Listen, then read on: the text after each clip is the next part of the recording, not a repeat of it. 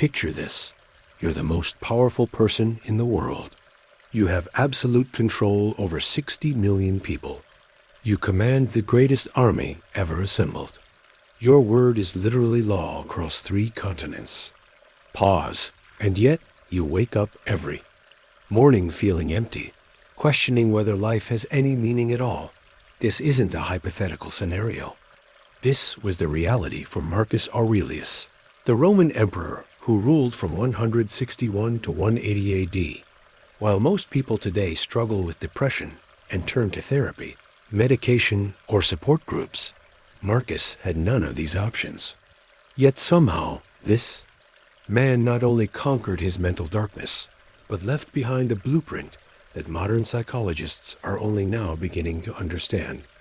What if I told you that nearly 2,000 years ago, a Roman emperor developed techniques for overcoming depression? Better, more effective than many modern treatments? What if the solution to our mental struggles isn't found in a therapist's office, but in the timeless wisdom of ancient philosophy? Today, we're going to explore the extraordinary story of Marcus Aurelius, a man who battled what we now recognize as clinical depression and won. Not through pills or therapy sessions, but through a revolutionary approach to thinking that would eventually become the foundation of modern cognitive behavioral therapy. His secret weapon? A simple leather journal and a philosophy that taught him to transform his relationship with suffering itself. At the end of this story, you'll understand why this emperor's private thoughts, written never for publication, but only for his own healing, became one of the most influential books on mental health ever written. More importantly, you'll discover practical techniques you can use today to fight your own battles with depression, anxiety, and despair. Marcus Aurelius wasn't supposed to be emperor. Born in 121 AD, he was a quiet, thoughtful young man more interested in philosophy than politics. But fate and the Emperor Antoninus Pius had other plans. When Marcus was just 17, Antoninus adopted him and began grooming him for the throne. Imagine being told as a teenager that you'll one day be responsible for the lives of millions, that every decision you make could mean the difference between peace and war, prosperity and famine, life and death. The weight of that knowledge began to crush Marcus, even before he took power. By the time he became emperor at age 40, Marcus was already showing signs of what modern doctors would recognize as major depressive disorder. Ancient sources describe him as melancholic, prone to periods of deep sadness, and constantly wrestling with feelings of inadequacy despite his obvious intelligence and moral character. But here's where his story becomes remarkable. Instead of succumbing to despair, Marcus began writing. Not proclamations or laws, but intimate conversations with himself. These writings, which we now call meditations, were never meant for anyone else to read. They were his therapy sessions, conducted in the privacy of his tent during military campaigns or in the quiet moments between state duties. Reading these entries today is like looking into the mind of someone fighting depression in real time. How much trouble he avoids who does not look to see what his neighbor says or does. He wrote during a particularly dark period. You can feel his struggle with social anxiety and the burden of constant judgment. One entry reveals his battle with morning depression, a symptom familiar to millions today. At dawn, when you have trouble getting out of bed, tell yourself, I have to go to work as a human being. He's literally coaching himself out of bed, developing what cognitive behavioral therapists now call behavioral activation. But Marcus didn't just write about his feelings. He developed a systematic approach to transforming his mental state. When plague ravaged his empire, and he felt overwhelmed by suffering he couldn't control, he wrote, You have power over your mind, not outside events. Realize this, and you will find strength. This wasn't just philosophical musing. Modern neuroscience has proven that this exact technique, recognizing the difference between what we can and cannot control, literally rewires the brain's response to stress and depression. During the darkest period of his reign, when Germanic tribes threatened Rome's borders, and he spent years in cold, muddy military camps, Marcus developed what he called the view from above. When depression made his problems seem insurmountable, he would mentally zoom out, imagining himself from the perspective of the stars, seeing his troubles as tiny parts of a vast, interconnected universe. Remember that very little disturbs the balance of the universe, he wrote. This technique, which psychologists now call cognitive reframing, helped him maintain perspective during his worst depressive episodes. One of his most powerful strategies emerged during a period when he felt completely alone despite being surrounded by thousands of people. He began practicing what he called morning reflections, taking time each day to remind himself of his values and purpose. Be like the rocky headland on which the waves constantly break. It stands firm, and round it the seething waters are laid to rest. These weren't empty platitudes. Marcus was actively rewiring his brain's default mode network, the same neural pathways that modern research shows become hyperactive during depression. By consciously directing his thoughts toward his values and purpose each morning, he was essentially performing what we now call mindfulness-based cognitive therapy. But perhaps his most ingenious technique was what he called the discipline of desire. When depression whispered that nothing mattered, that his efforts were meaningless, Marcus would write detailed analyses of his thoughts. He'd examine each negative emotion like a scientist studying a specimen, breaking down exactly why he felt hopeless and challenging each assumption. How much more grievous are the consequences of anger than the causes of it, he observed after analyzing one of his depressive episodes. This practice of emotional examination, which he developed entirely on his own, is now a cornerstone of modern therapy called metacognitive awareness. The remarkable thing about Marcus's approach was that he never tried to eliminate negative emotions entirely. Instead, he learned to observe them without being controlled by them. When news came that his beloved adopted brother and co-ruler Lucius Verus had died, Marcus wrote, "Loss is nothing else but change, and change is nature's delight." He wasn't suppressing his grief.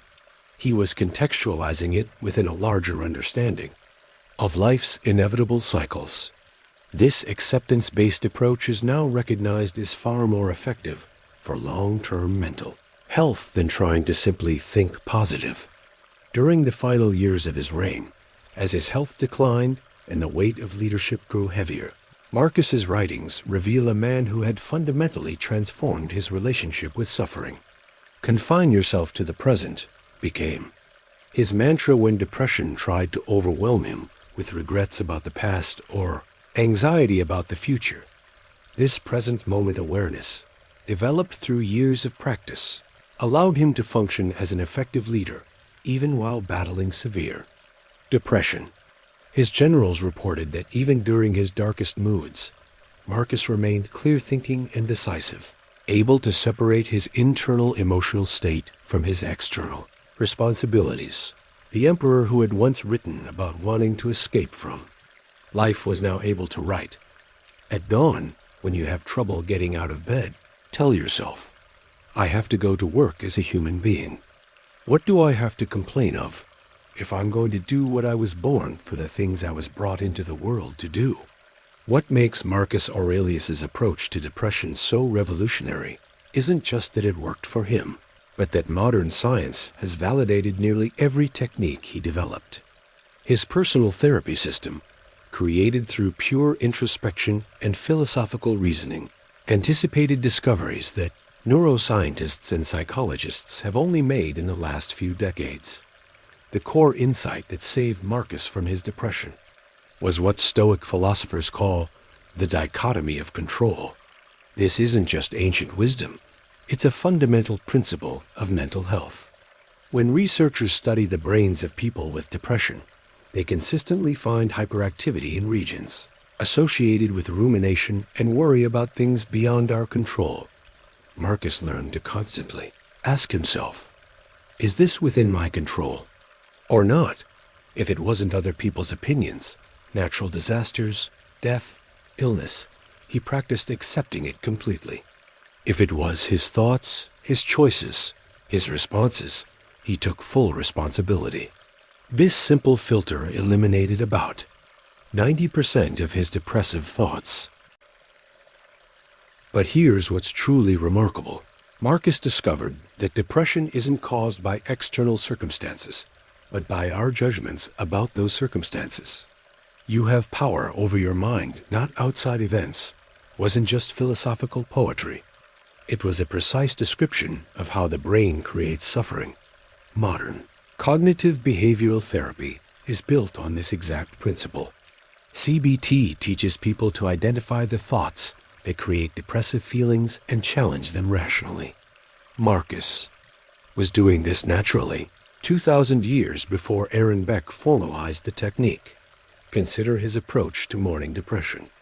Instead of lying in bed, thinking about how meaningless life felt, Marcus would immediately redirect his attention to his purpose. I was born to serve others. This activation technique is now standard treatment for depression because it interrupts the rumination cycle that keeps depressive episodes going. His view from above technique works because it engages what neuroscientists call the observer self, the part of consciousness that can watch thoughts and emotions without being overwhelmed by them.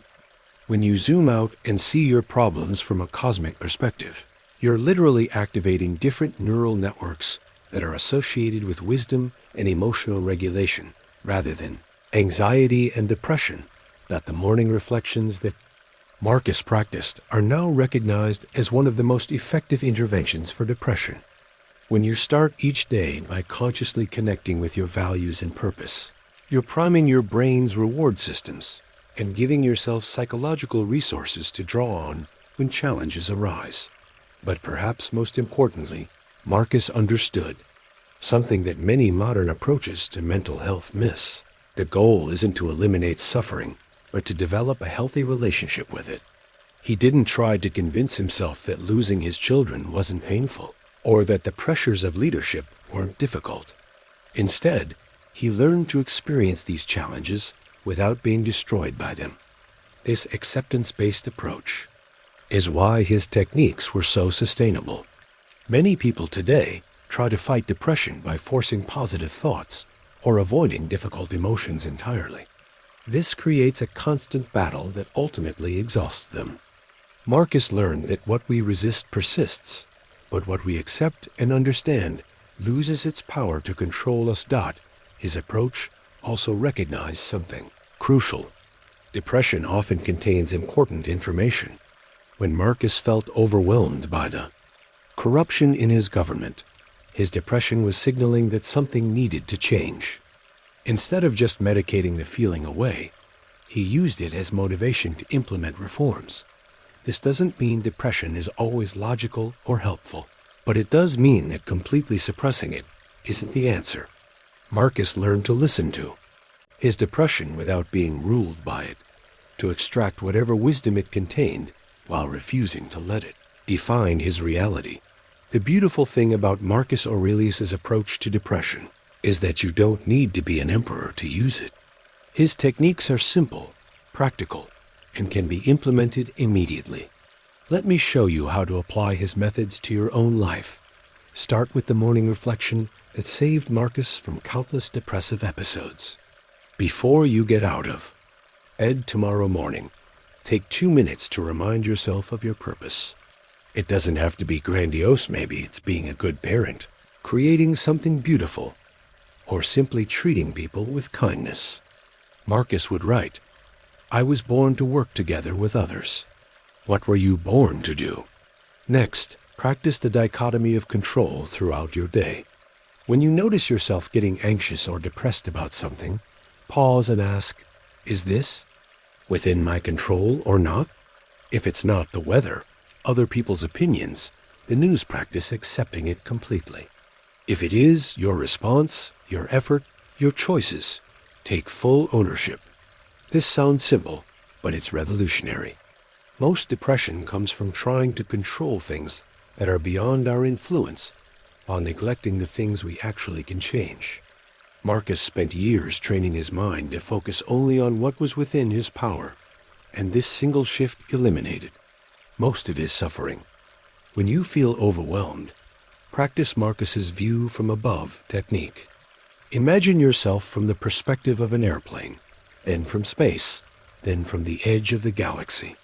See your current problems in the context of the vast universe and the long span of human history. This isn't about minimizing your real challenges, but about gaining perspective that prevents you from being consumed by them.